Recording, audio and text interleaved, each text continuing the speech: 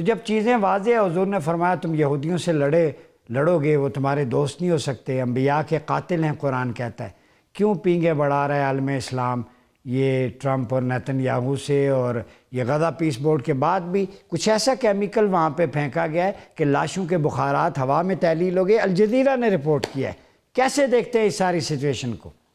بسم اللہ الرحمن الرحیم، بہت بہت شکریہ۔ تھرمو بیرک بامز استعمال کیے گئے ہیں، اور اسی حوالے سے جو ہے وہ جو اس کی ساؤنڈ ویوز آتی ہیں، جس کی ویڈیوز وغیرہ آپ نے بھی دیکھی ہیں، سوشل میڈیا پہ گردش کر رہی ہیں، اور وہ اے آئی جنریٹڈ نہیں ہیں۔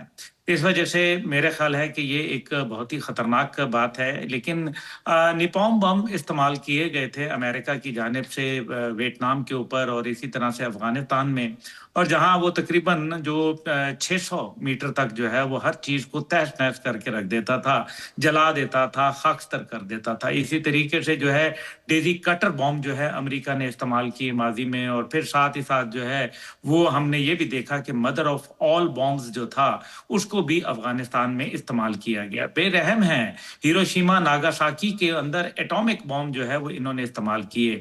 اب جو دوسری طرف اگر اسپیسیفکلی غزہ کی طرف بات کی جائے اور پیس بورڈ کی، تو اس کے اندر جو ہے وہ اسرائیل وہی نقش قدم جو ہے وہ چل رہا ہے جو کہ اس کے سب سے بڑے سپورٹر اور حمایتی جو امریکہ ہے وہ کر رہا ہے، اور اس کو لگتا یہ ہے کہ کہیں سے آشیرواد یہ حاصل ہے کہ تم جو مرضی کر لو، ہم معاملہ سنبھال لیں گے۔ اور آپ نے دیکھا کہ معاملے سنبھالے گئے، یونائٹڈ نیشن کے اندر سنبھالے گئے، ہر بار ویٹو کر کے سنبھالے گئے، اور خاص طور پہ جب آئی سی جے انٹرنیشنل کورٹ آف جسٹس نے اس کو دہشت گرد قرار دیا اور ہتھ کڑی لگانے کا حکم دیا بینجامن نیتن یاہو کو، تو ہم نے یہ دیکھا کہ کس طریقے سے امریکہ نے اس کو جو ہے اس پر عمل درآمد نہیں ہونے دیا۔ اب یہ تو باتیں ماضی کا حصہ بن گئیں، اب آتے ہیں کچھ مستقبل کے اوپر۔ دیکھیں، غزہ پیس بورڈ جو ہے اس کے اندر کچھ چیزیں ہیں جن کو ہمیں غور کرنا چاہیے۔ پہلی بات یہ ہے کہ غزہ پیس بورڈ کو کرنے والا کوئی اور نہیں بلکہ اسرائیل خود ہے۔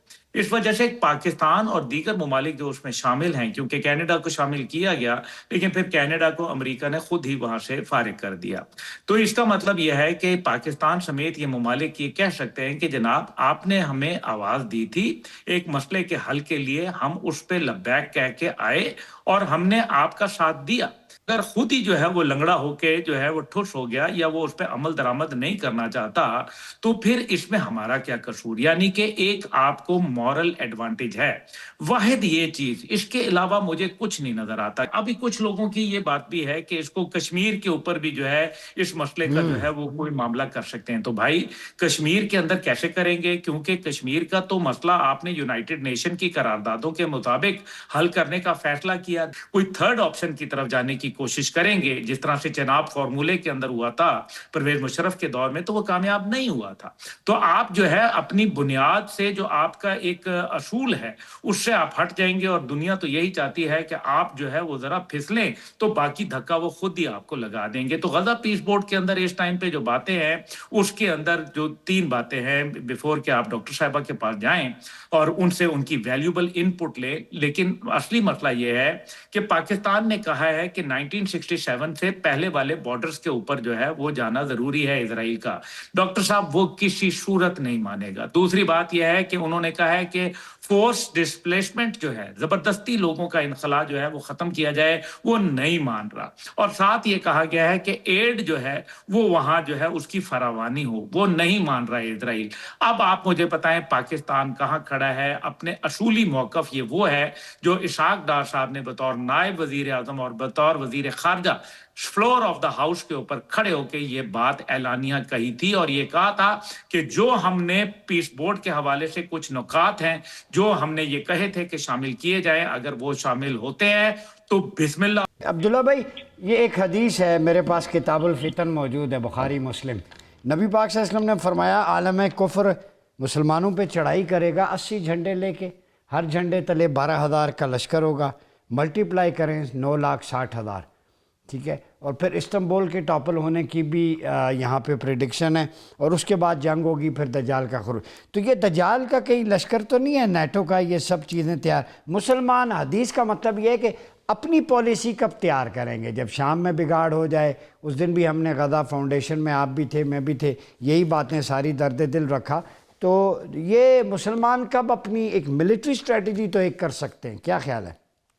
دیکھیں وہ مسلمان کو مسلمان کر دیا یلغار مغرب نے. ابھی یلغار مغرب جو ہے وہ اپنے عروج پہ ہے. اب یہ جو سارے حالات جو بن رہے ہیں، جس طریقے سے آپ نے دیکھا کہ یہ ابھی امریکن جو بحری بیڑے آ رہے ہیں، یہ تو پاکستان کو نشانہ بنانے آ رہے ہیں. مجھے تو اس میں کوئی ذرا بھی جو ہے وہ ڈاؤٹ نہیں ہے. کیا اور آپ دوسری بڑی بات کر رہے ہیں عبداللہ بھائی؟ ذرا اس کو ایلیبوریٹ کر دیں. یہ بڑی بات کی ہے آپ نے. سر بات یہ ہے کہ ہمیں بھی معلوم ہے کہ ایران جو ہے وہ نیوکلیئر کا حصول کر رہا ہے، تو اس کو جو ہے حصول کرنے پہ سزا جو مل رہی ہے وہ آپ کے سامنے ہے. تو فار گاڈ سے ڈاکٹر صاحب ہمیں نہیں معلوم، یہ بالکل یہ کبھی پاکستان کے ساتھ نہیں تھے. اسرائیل نے تو اسٹیٹڈ پالیسی ہے کہ ہم وہ نیوکلیئر پاکستان کا نہیں چھوڑیں گے. یہ اس نے بینجامن نیتن یاہو نے ایک دفعہ نہیں ملٹیپل ٹائم کہا ہے. وہ گریٹر اسرائیل کے اوپر ملٹیپل ٹائم بات کر چکا ہے.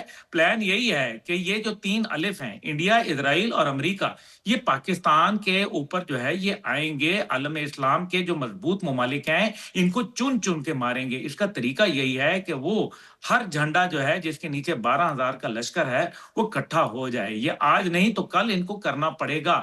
ہاں جب ان کے سکت ہے تو کر لیں تو بہتر ہے.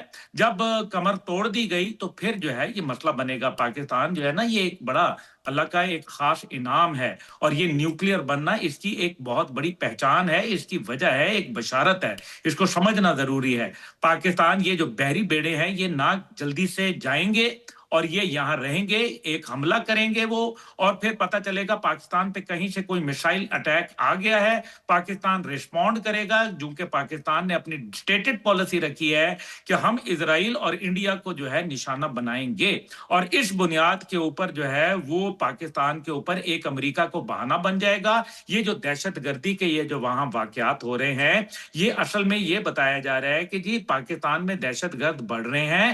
دہشت گردوں کی سرکوبی کرنے کے لیے پھر مجبوری کوئی ایسی ایک قوت بنائی جائے گی، کوئی ایک ایسا بہانہ تلاش کیا جائے گا. اور میرے خیال ہے کہ کوئی غافل نہیں ہے. لیکن مسئلہ یہاں یہ ہے کہ ہماری قوم جو ہے وہ اس ٹائم پہ تقسیم کا شکار ہے، اور جو قومیں تقسیم کا شکار ہوتی ہیں وہ اللہ کی نظر کے اندر جو ہے سرخرو جو ہے نہیں ہوتی. وہ اس کے اوپر اللہ تعالیٰ جو ہے مزید سختیاں بھیجتا ہے. تو بہتر یہ ہے کہ ہم جو ہے اللہ کے آگے جو ہے واعتصموا بحبل اللہ جميعا ولا تفرقوا کے طور پر ایک ہو جائیں. اور جب ہم یہ ایک ہو جائیں گے تو انشاءاللہ یہ اسرائیل، امریکہ، یہ انڈیا، یہ کوئی ہمارے لیے کوئی بڑی چیز نہیں ہے. میں آپ کو سیریسلی بتا رہا ہوں، اسلامی دنیا جو ہے مضبوط نہیں ہے، اور اس کی سب سے بڑی وجہ یہ ہے کہ اسلامی دنیا کے پاس ذخائر بھی ہیں، ان کے پاس جو ہے مال و اسباب بھی ہے، ان کے پاس جو ہے ہتھیار بھی ہیں، لیکن ان کے پاس جذبہ جہاد کی کمی ہے. اگر آپ میرے سے منہ سے کیا میں ابھی بات کروں تو حقیقت یہ ہے کہ جو کھڑے میں ہیں میدان کے اندر وہ کھڑے ہیں جو قافلہ حسینی کے تھے.